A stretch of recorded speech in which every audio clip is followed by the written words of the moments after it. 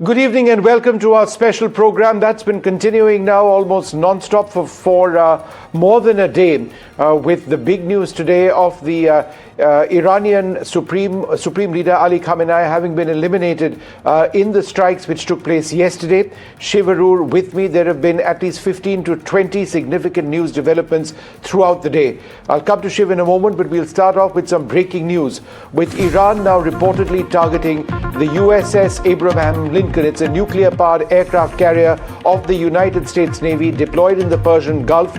The Iranians claim they've targeted it with 4 ballistic missiles. They have not claimed that it has been destroyed or incapacitated. They just say that it has been targeted. The significance of this is huge. Shiv, come in with me on this. Besides anything else, this one ship has 5,700 sailors on board. 5,700. It is a floating city. It's a floating city. It's a floating airfield. It has, a huge number of aircraft and helicopters on board it. It's a nuclear-powered aircraft carrier. 4 ballistic missiles, says the Mehr news agency. That's Iranian media, which just a short while ago also put out footage of an MQ-9 Reaper drone that it claims to have shot down very close to Iranian airspace. Now this is a huge claim being made that Iran has targeted the USS Abraham Lincoln aircraft carrier with 4 ballistic missiles. Remember that Iran, Vishnu, has been carrying out this threat for the last few days. As a matter of fact,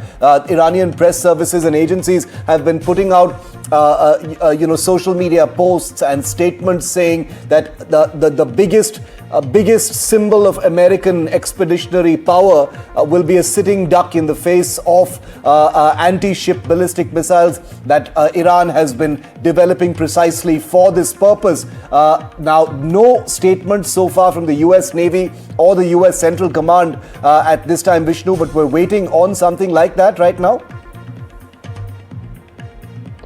Well, it's difficult to say whether they will be responding, but there should be a clarification, because this claim, which is now on official Iranian media, is very, very serious. It's 2 carrier battle groups which form the heart of the American naval firepower deployed in the Persian Gulf at this stage. There's a 3rd aircraft carrier deployed off Iran in the Mediterranean. Important to understand that an aircraft carrier like this, which has 85 to 90 aircraft on board, several squadrons of fighter jets such as the F-35, the EF-18 or the F-18 Super Hornet, it doesn't float alone. It's got a carrier strike force, often a Ticonderoga class cruiser, 2 or 3 Arleigh Burke class destroyers. Each of these are capable of intercepting incoming ballistic missiles and other missiles. That's easier said than done.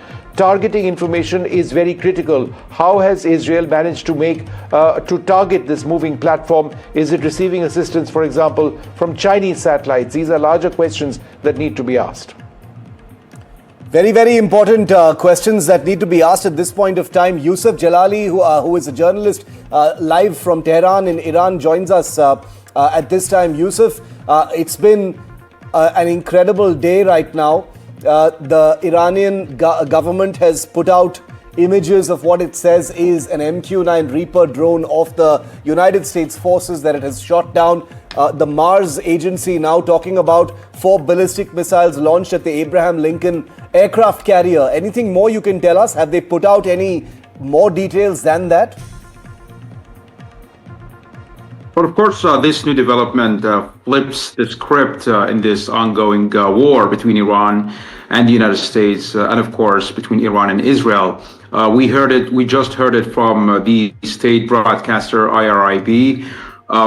They said that the IRGC told them that they had shot and fired 4 ballistic missiles towards the USS Abraham Lincoln aircraft carrier. And this has, but of course, they did not provide any details or information regarding whether or not those missiles have been able to hit or destroy that vessel.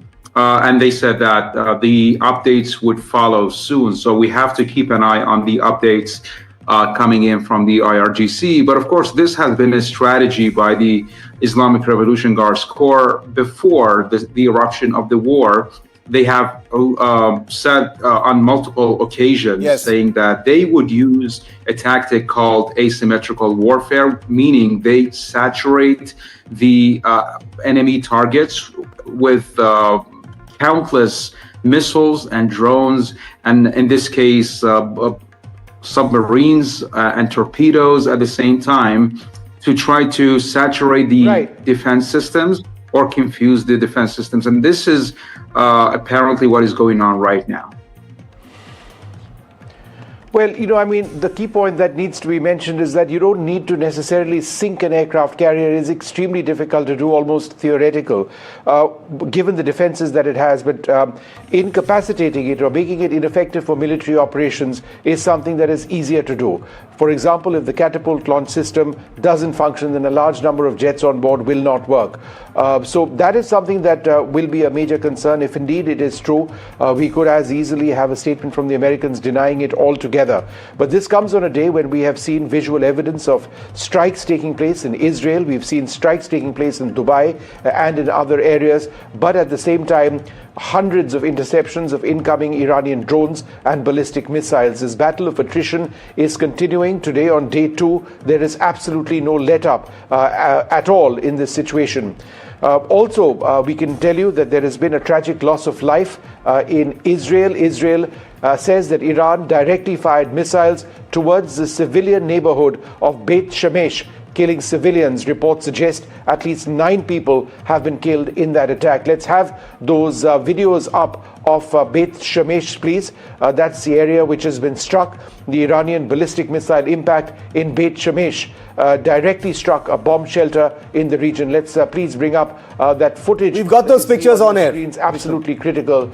The video shows debris and collapsed roofs as citizens fled that area. Earlier on, there was a sense that it was restricted to 2 or 3 people, but ultimately at least 6 people, in fact at least 8, have been killed in this particular area. Some reports suggest that it could in fact be an underground shelter. The other big news that we've been tracking is that the Israel Defense Forces have released fairly striking drone footage showing the Israel Air Force striking targets deep inside Tehran, what it calls strategic sites of the Iranian terror regime.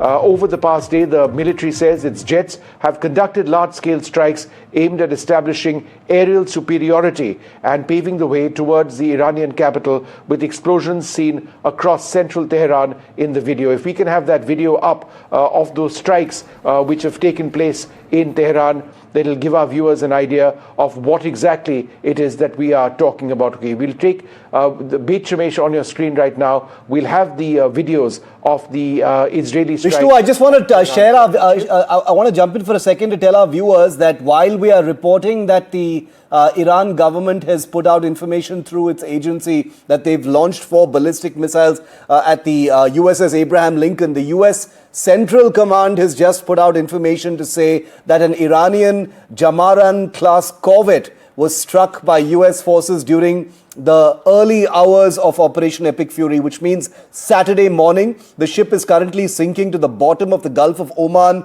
at a Chabahar pier. As the president said, members of Iran's armed forces, IRGC and police must lay down your weapons, abandon ship. This is an official tweet that's come in on social media from the US Central Command. I want to show our viewers some defining images. Vishnu, I'm going to get you to try and see if you can collect some information about that. We'll try and get some pictures. I'm going to ask our producers to try and plant some pictures for us from social media of that and see if the Central Command has done that. But I want to show you what the big defining images of the moment currently are. Take a look at these defining images. Israel says Iran directly fired missiles towards the civilian neighborhood of Beit Shemesh that Vishnu just mentioned, killing civilians. Reports suggest at least 9 people have been killed when Iranian ballistic missiles landed in this city in Israel. 9 casualties, says Israel. Defining image number 2. An Iranian ballistic missile impact in Beit Shemesh, the same place, directly struck a bomb shelter in the city. Video shows debris and collapsed roof as citizens fled the area. So in this place, this is the result of that attack. The IDF has released striking drone footage showing Israeli Air Force striking targets deep inside Tehran. This is the most shared video of the day, what it calls strategic sites of the Iranian terror regime. Over the past day, the military says its jets have conducted large-scale strikes aimed at establishing aerial superiority and paving the way towards the Iranian capital, with explosions seen across central Tehran in this particular video. This is supposed to be one of the military headquarters compounds that was struck. The next video that we have is new video footage emerging showing Iran saying that it has downed a US military MQ-9 drone. The video has been released by the Iranian forces. No corroboration, no statement so far by the US forces. These drones are of course operated by US forces, including the Central Intelligence Agency. These are high altitude, long range drones, long endurance drones that are capable of surveillance as well as firing missiles at ground targets. Another defining image of the day, the Israeli Air Force's fighter jets struck ballistic missile launchers and destroyed unmanned aerial vehicles over Iranian territory. Precision-guided munitions and bunker busters hit multiple launch sites, as can be seen in this video, while additional aircraft intercepted and eliminated drones before they could be deployed. That's what the US military is saying. Video from the Israel Air Force shows aircraft, fighter jets being bombed, the F-5 and F-4 fighter jets being bombed inside Iran. The jets were parked at the Tabriz airport in western Iran, and the Israeli Air Force says that they were being prepared for takeoff when a strike hit the airfield. The Israeli military says the attack was part of a broader campaign to degrade Iran's already degraded air force and its operational capability and expand its own aerial superiority. Remember, the Israeli Air Force has far superior aircraft like the F-35 and the F-15 as well as F-16s in its fleet. Another video, meanwhile, released by the US and allied military sources appears to show precision strikes deep inside Tehran, where a joint US-Israeli air campaign reportedly hit the Central Command headquarters of the Iranian armed forces. This enormous plume of smoke is where that site was hit. The attack was a coordinated offensive aimed at crippling Tehran's military leadership and infrastructure around Iran's capital city. Meanwhile, video from Tehran shows thick smoke rising near the Iranian Red Crescent headquarters. Is a non-governmental humanitarian organization in Iran. The Iranian Red Crescent rescue teams now active amid reports of casualties and widespread damage in and around this particular area. Officials are still assessing the impact on the building itself and on nearby infrastructure, because this is not very far from a residential neighborhood. Meanwhile, defining image number 9 tonight, debris from an Iranian drone fell onto a shopping mall in Sharjah in the United Arab Emirates. A fire broke out in the building after impact. Rescue efforts were launched shortly after to remove any trapped civilians. Thankfully, no casualties being reported there. And image number 10 tonight is of Iran attacks in Abu Dhabi, Doha, Riyadh, 3 big cities after US-Israeli strikes. The intersection of smoke columns seen and the prolonged sound of sirens heard in the capital city of Qatar, Doha, which is not very far from the Al Udeid base, which is the largest American base in the Middle East. Meanwhile, Iran, we can confirm, has begun using hypersonic Fatah-2 missiles. Iran has reportedly used the Fatah-2 for the first time in combat, targeting US forces and intensifying hostilities in the Middle East. It was reported that this advanced missile system, attaining speeds well over 10 times the speed of sound during the latest wave of retaliatory strikes following coordinated attacks on key Iranian facilities yesterday. Okay, let's go straight across to NDTV's Aditya Raj Kaul, who joins us live he's been traveling around different parts of Israel, but it's been pretty much a lockdown because of the number of missile and air raid sirens that have been blaring. Beersheba and other places have been targeted. Casualties piling up in some parts of Israel. What is the very latest tonight as day 2 comes to a close, Aditya? Well, as day two comes to a close, there's no end to sight as of now, Shiv. There are multiple attacks and impacts that have happened in Israel as well.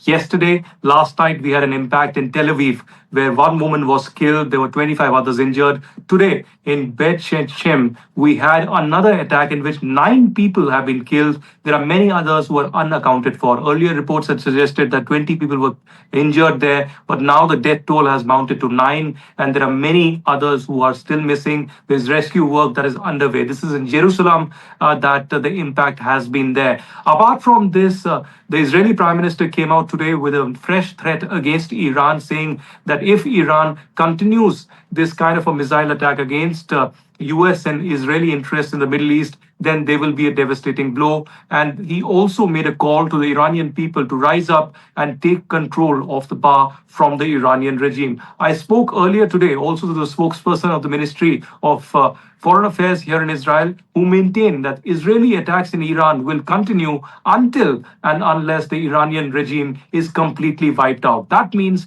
days of military assault in Iran. We haven't certainly seen the end of it. And slowly and steadily, unfortunately, there are many, many other countries, including UAE, Qatar, Bahrain, Kuwait, and many others who are engulfed in this volatile situation across West Asia. An Iranian Jamaran-class corvette was apparently struck by US forces during the start of Operation Epic Fury. So not today, but yesterday. The US says it has struck an Iranian corvette. A corvette is a small to mid-sized attack ship, an attack vessel, and a missile boat of kinds, really.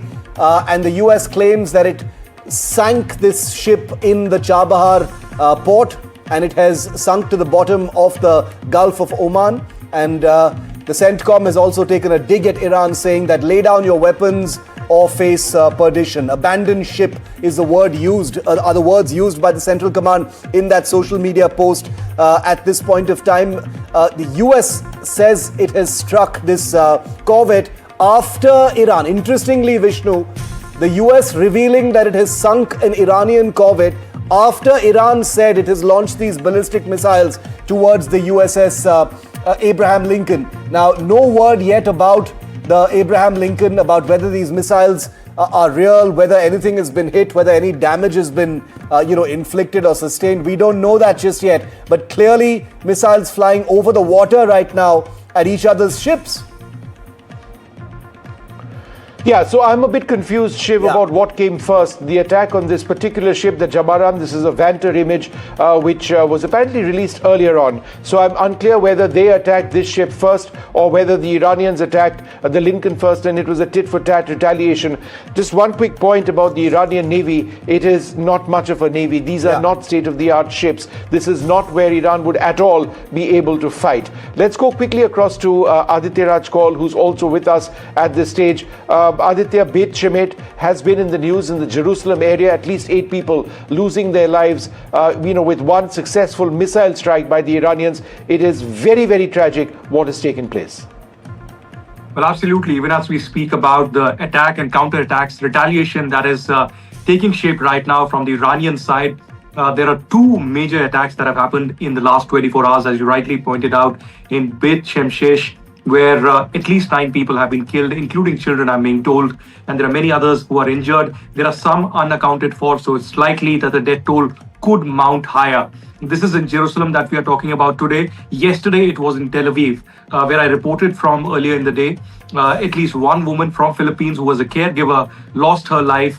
And of course, there were 25 others who were injured and rushed to the hospital. Today, while I was reporting from that side, there were more missiles that were thrown in from the Iranian side.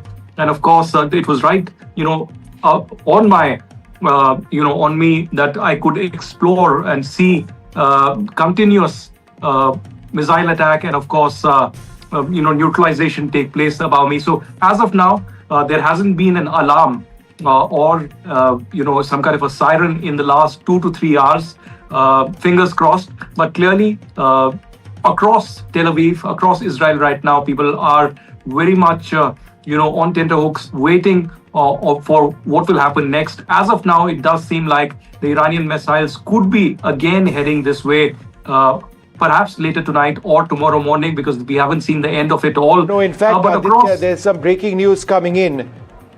There is a new launch of ballistic missiles from Iran, which has just been detected by the IDF, the Israeli Defense Forces, and sirens are expected to sound in northern Israel. So northern Israel in the coming minutes. So that's what the latest information is. Iran continues to fire these weapons at this stage, and we've also got more footage coming in of the exact moment a suicide drone hit the port of Abu Dhabi that we were talking about earlier on. But Aditya, continue with what you were saying, because earlier in the day you were reporting, I think it was in the Tel Aviv area, a building which had been struck. So these are missiles which are getting through. How are Israeli rescue forces, rescue authorities responding to this?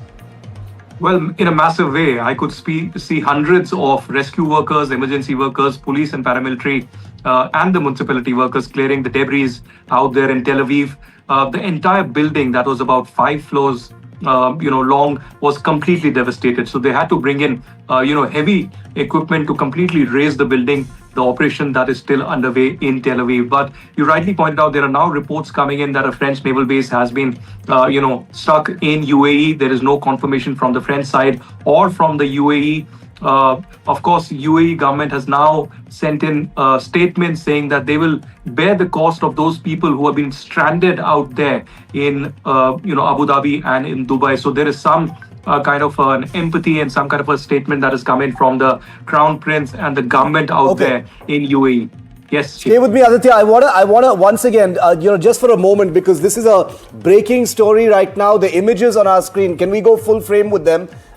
Full frame with these pictures. Let's remove the breaking. Let's go full frame with those pictures. This is a big image from the Chabahar port that the US Central Command has just put out of a ship on fire. This is an Iranian Jamaran class corvette that the US Central Command says it hauled on Saturday morning and is currently sinking in its harbor. This is a missile boat of the Iranian Navy. As Vishnu correctly said, not much of a navy to speak of, but it has been sunk at its berth. And the US Central Command has declared the sinking of this Iranian ship after Iran's state-owned agency talked about firing 4 ballistic missiles towards the USS Abraham Lincoln. There is no comparison, viewer, just so you know, no comparison whatsoever at any level between the Iranian Navy and the US Navy. It is not even worth comparing the assets that they both have. And the ship that the United States claims to have sunk in harbor with those pictures just published,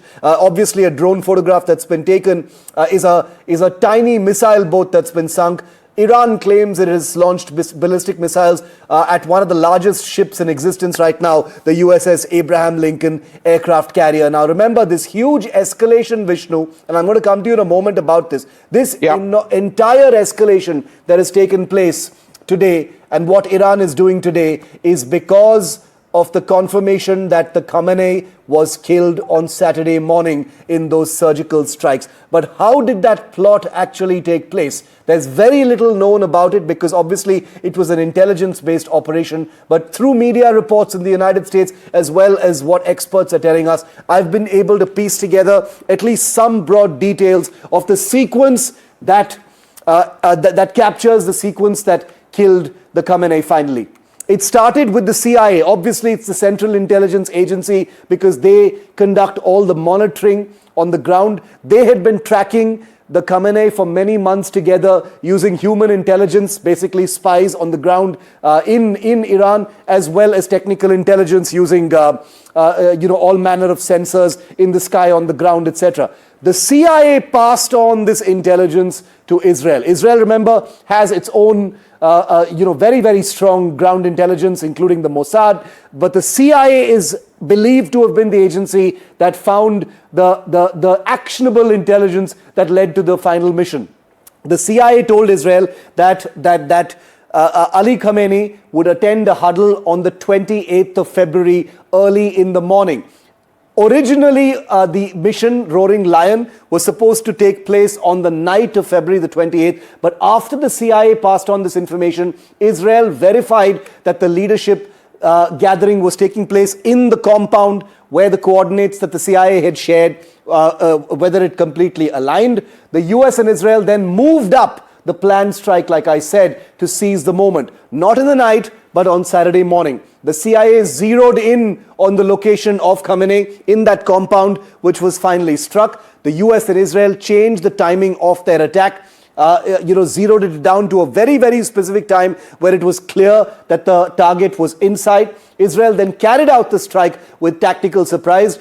Multiple locations in Tehran were hit simultaneously, and these are bits of information that have been reported by the New York Times as well. F-35, F-15 aircraft, bunker busters, Tomahawk cruise missiles, and GBU-12 bombs were all used in this particular attack. Vishnu, the sequence, obviously a very, very clear intelligence-based operation which had been in the works for many weeks, if not months now. And those details paint a fairly detailed picture of how the CIA basically gathered the kill shot information, as it were, passed it on to the Israelis, and it was the Israelis that finally dropped the weaponry that did the work. No, that's absolutely right. But the footage that you've got next to you at this stage were attacks conducted separately, and we've been able to sort of identify what exactly that is. These are forces, paramilitary forces, and their headquarters, which were taken out by the Israelis today. They released this video footage as well. There were 6 to 7 hits on this building. This reports in to the Revolutionary Guard, and the paramilitary force in Iran, which was actually housed, their headquarters in this particular area, were the forces which were repressing people on the ground. So the message or the attempt by Israel was very clear. We are reaching out to the people of Iran, and we are taking out those paramilitary forces headquarters which were targeting you and killing you in the protests which we've seen over the last couple of weeks. So that's what this footage is all about. But Shiv, just to the point that you are making about intelligence and about the attack on Ali Khamenei and the defense minister and so many others, 40 in fact taken out. There's never been a military sort of operation of this size ever, I would suggest. We saw America's capabilities in Venezuela. We do know that AI plays a great deal of information, plays a big role in actually helping assess the situation, gather information, and it's the same one, which Dario Amodai is wary about. As long as it lasts, the Anthropic software, AI agents with the US forces, they are using it. It may not be there in the future. So you've got AI helping, you've got human intelligence actually involved, you've got satellite monitoring, you've got drone monitoring, and all of it comes together for quote-unquote high fidelity information which would give Israel and America the opportunity of striking when they wanted. Perhaps they weren't even going to strike at the time that they did, but given the fact that there were so many military leaders and political leaders, including Ali Khamenei, in one place, in one time, meant that they pushed the buttons and they went and struck. So it's an incredible hit, but the larger question, as we've been saying since then, is now what? And to that, on day 2, still no clear answer. No clear answers. There's a slightly more well-defined picture compared to yesterday, but I agree with Vishnu. No clear answers to many of those questions that he just raised. The CIA tracked the Khamenei for a long time. Remember that, across administrations in the United States, Iran has been, the big legendary enemy in the Middle East. And this was in many ways a mission that has been war-gamed across administrations way before the Trump administration as well. But on Saturday morning, it finally actually happened. The intelligence, the surveillance, the tracking, the human assets on the ground, the manner in which the CIA put all of this together. Remember, the CIA was the agency that led the Osama bin Laden hunt and killing in Abbottabad in 2011 as well. So they are past masters at gathering actionable intelligence for assassination operations of this kind. We've put together this report, Vishnu. Let's show our viewers a detailed report about that, and we'll come back and talk about it just a little bit more. Yeah.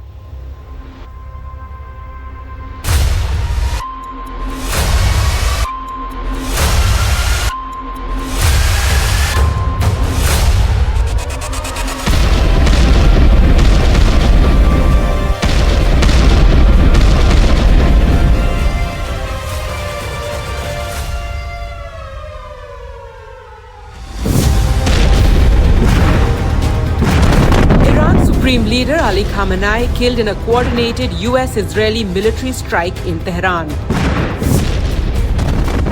The operation is an example of meticulous planning, precise intel, and swift action that took the enemy by surprise and achieved its result. The New York Times has reported that the CIA monitored Khamenei and his close aides for months. It then passed on the intel to Israel on a high-level security meeting inside the capital early Saturday morning. Israel also verified the meeting intel and moved to strike. Khamenei was meeting top aides. Defense Minister Amir Nasirzadeh was present. IRGC Commander Mohammad Pakpour was also in attendance. Originally scheduled for later in the evening, the strike was reportedly moved forward. The decision taken to ensure all high-value targets were inside the compound, describing the mission as a decapitation strike. The objective: eliminate the top tier of Iran's leadership in one blow. Moments later, heavy precise aerial bombardment began. Advanced fighter aircraft, reportedly F-35 and F-15 platforms, launched multiple bunker-buster munitions. The target, a fortified high-security compound in Tehran. Direct hits. The Supreme Leader's compound was leveled. Massive structural collapse followed. Satellite imagery shows near total destruction. In the immediate aftermath, Iranian officials claimed Khamenei was safe and sound. Those statements appear aimed at preventing public panic.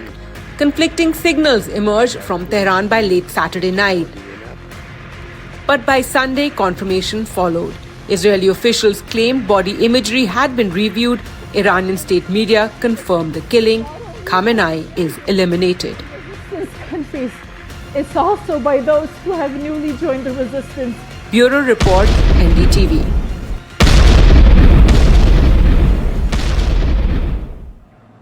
Well, joining us now, Bobby Naqvi, former editor of Gulf News, Aynat Wilf, a former Israeli MP, Choko Valiapa, who's been stuck in Dubai for approximately 24 hours, Daniel Silverberg, a Middle Eastern expert. Thank you all very much for joining us. We've got more experts also joining us, and we'll be introducing them in a moment. But let me go first across to Bobby Naqvi. Bobby, what is your reading of the situation as these attacks show no sign of easing up? I'm talking about ballistic missile attacks on 7 countries by Iran. Clearly, Vishnu, this is, unprecedented. We have seen what the UAE Ministry of Defense has issued a statement confirming that, hundreds of ballistic and cruise missiles were fired from Iran towards UAE. This has never happened before. Even the previous round of hostilities, we saw that the attacks on the US bases were mainly symbolic.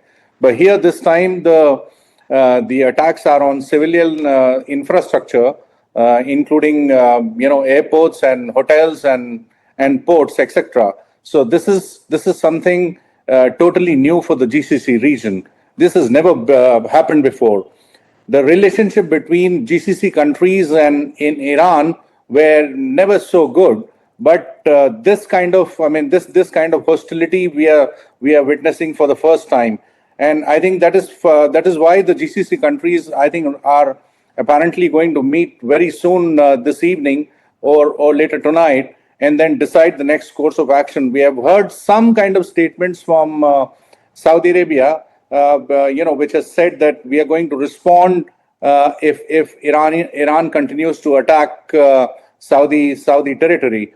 So we have to see. The next 24 hours or possibly earlier, we will find out whether there's going to be a collective response from these countries, and whether they're going to join the conflict and start responding in military terms. So Vishnu, clearly we have to wait for next few hours and see, and also we have to see whether the intensity of Iranian strikes is going to increase tonight, or it's going to subside in view of the massive losses to the Iranian leadership. And one of the places where Iranian attacks have, resulted in a large number of casualties is Bet She'im in Israel. And Einat Wilf, who's a former Israeli MP, served as a member of the Knesset for the Labour Party and Independence, is also with us. Einat, casualties in Israel,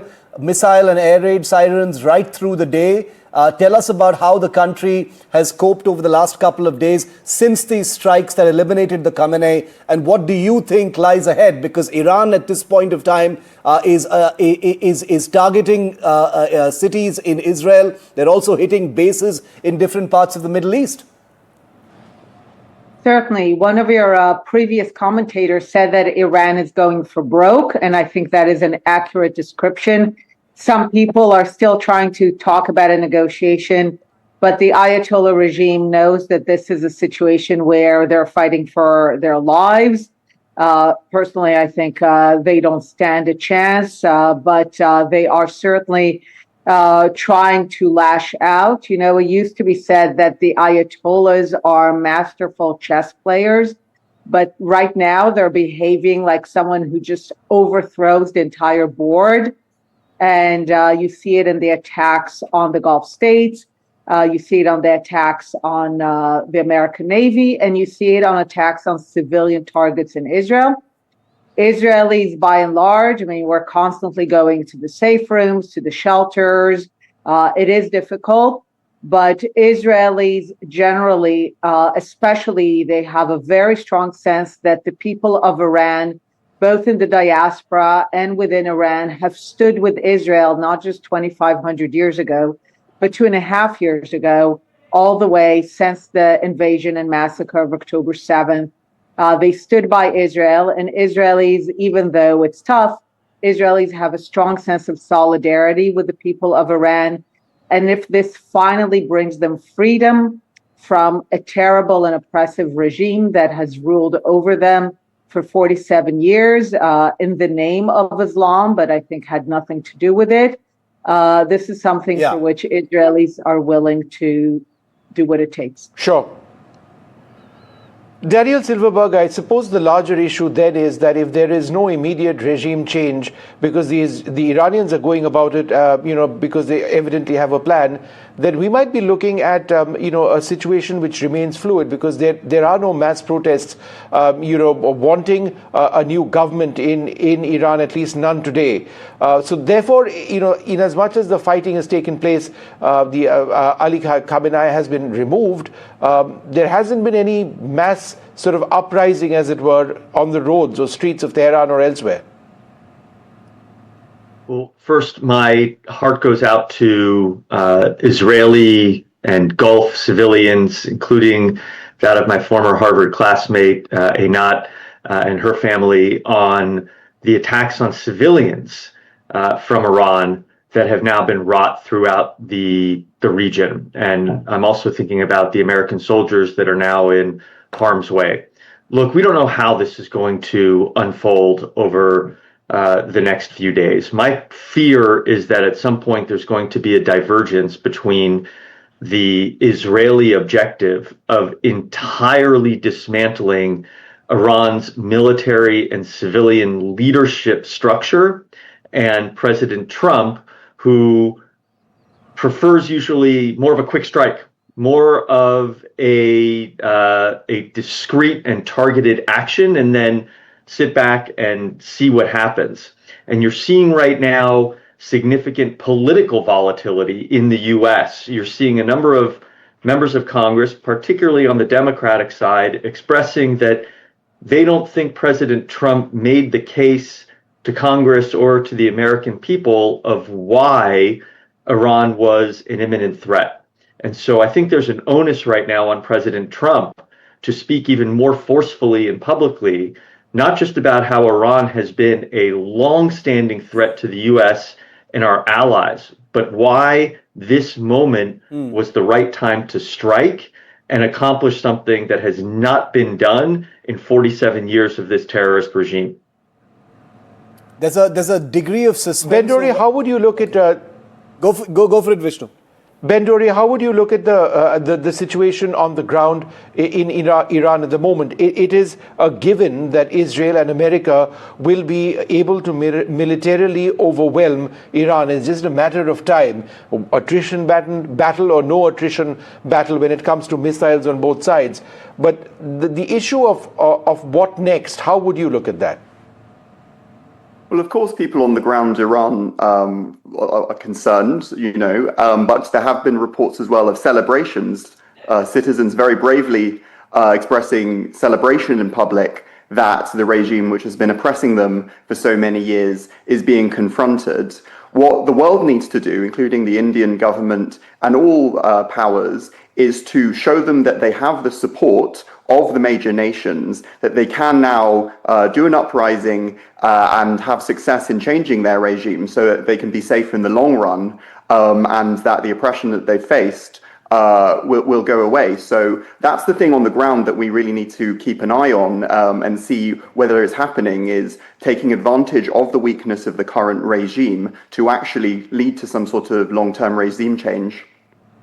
Okay, we've got some breaking news coming in. I want all of my guests to stay with me, but Israeli media, some sections of the Israeli media are reporting, and Vishnu, I'm going to bring you in on this, that B-2 bombers were operationally part of Epic Fury, the Epic Fury mission. This is not something that's come out from the US government or the US forces. B-2 bombers, as everyone knows, were central to Operation Midnight Hammer last year when nuclear facilities were bombed by the United States in Iran. 3 soldiers of the US Armed Forces have been killed in Operation Epic Fury, according to the Armed Forces. That's a formal comment that's come in from the US government. 3 armed forces personnel have been killed in Epic Fury. We don't know what the circumstances are.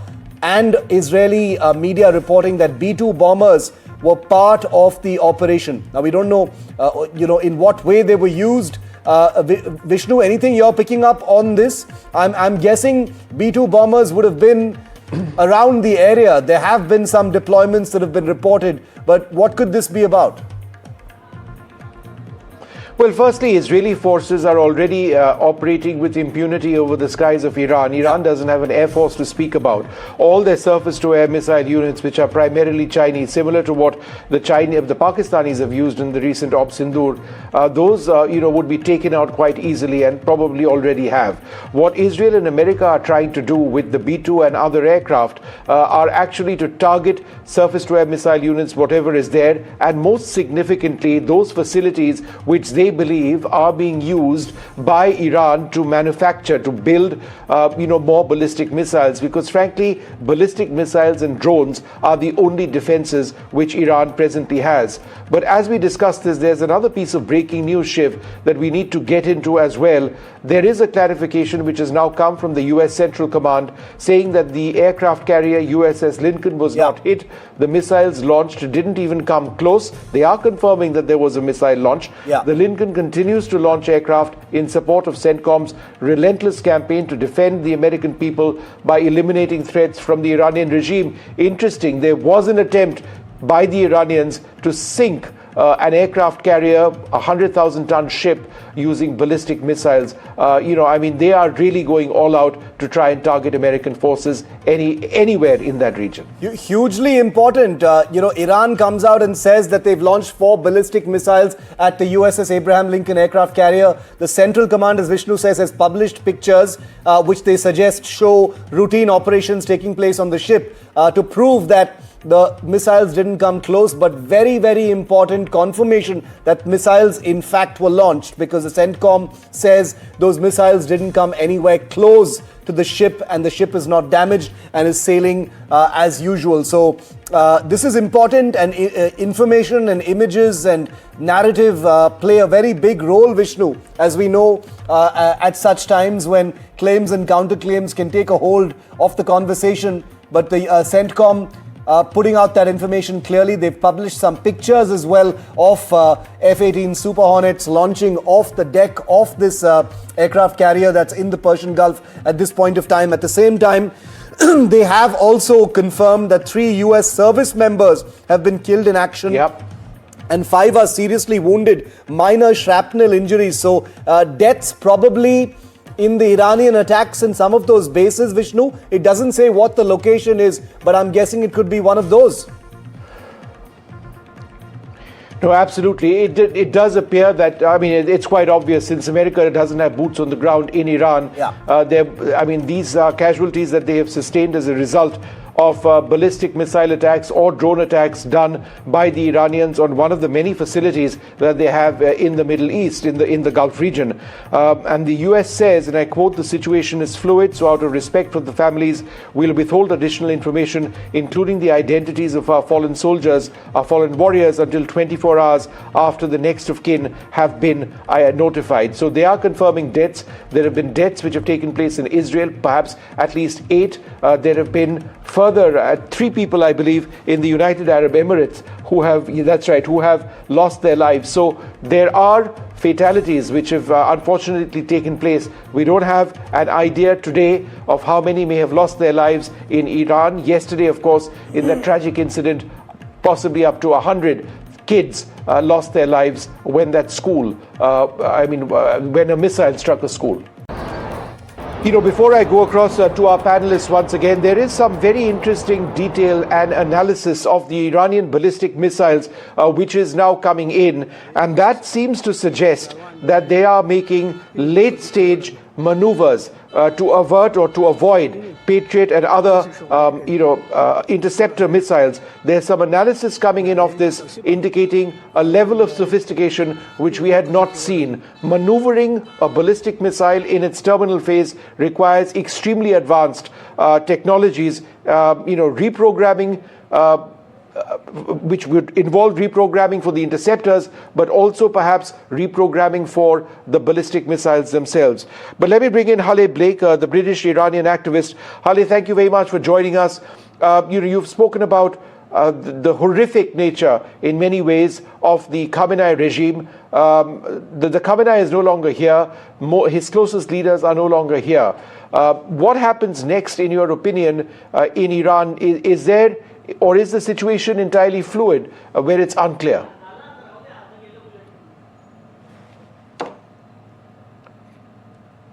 Okay, we don't seem to have Haleh Blake with us. Let me go across to our other panelists as well at this stage, and let me take that question, in fact, to Ainat. Ainat, again, could you just help us out with, how you see this being played out on Tehran in the ground?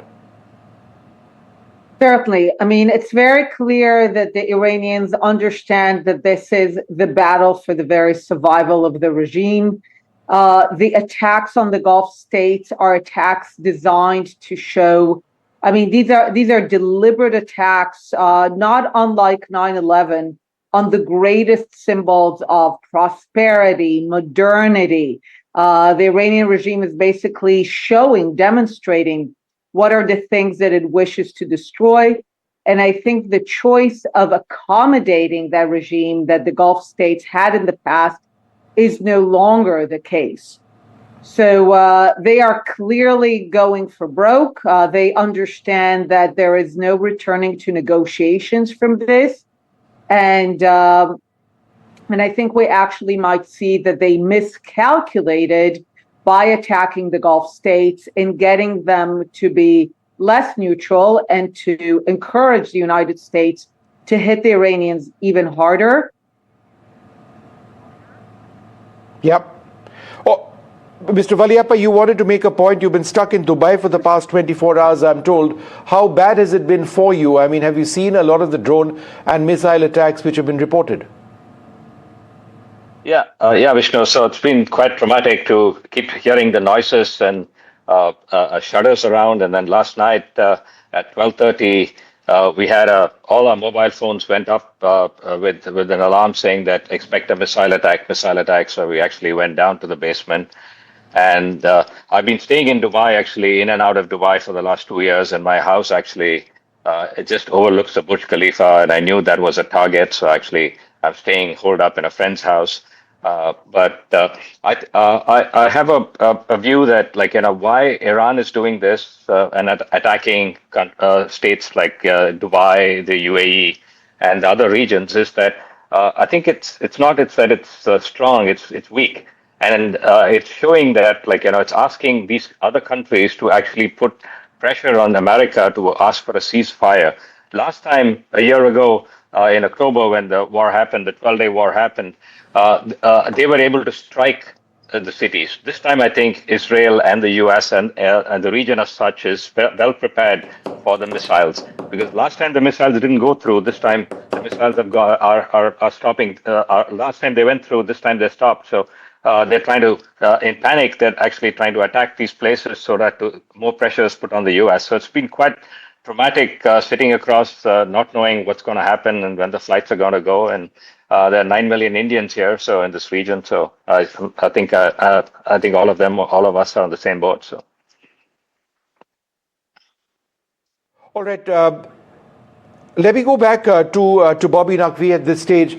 Bobby, the dynamics of nations like the United Arab Emirates and Qatar and Kuwait, where exactly do they stand vis-a-vis Iran? I mean, it's been an off and on. They have American bases over there, but it's a nuanced sort of relationship. And many of these countries, particularly Qatar, for example, and Oman most certainly, were trying to ensure that there was no war that broke out. So what is the dynamic that exists?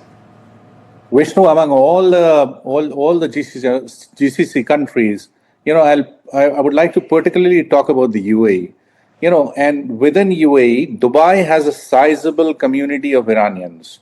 Dubai has many Iranian institutions.